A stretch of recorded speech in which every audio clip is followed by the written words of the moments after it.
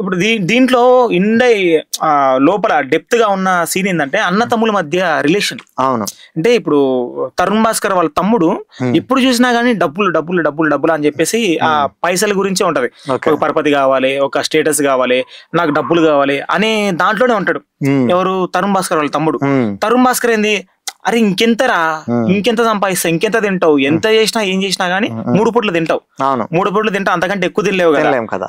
ఆయన ఒక కార్ లో పోతున్నప్పుడు చైతన్యతో ఒక డైలాగ్ ఉంటది అనమాట, నాకు అప్పుడప్పుడు కుక్కని చూస్తుంటే చాలా కోపం వస్తుంది అంటాడు.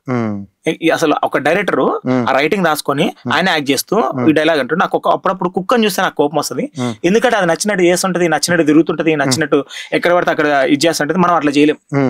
నాకు ఆ కుక్కని చూస్తే చాలా కోపం వస్తుంది అని చెప్పేసి ఆ కుక్క రిఫరెన్స్ డైలాగ్ ఒకటి ఉంటది. ఆ dialogue one of the best dialogue. నేను అంటే ఇన్స్పైర్ అవ్వడంలో దేని చూసినా మనం ఇన్స్పైర్ అవ్వచ్చు. నేను ఆ డైలాగ్ చూసి చాలా ఇన్స్పైర్ అయినా.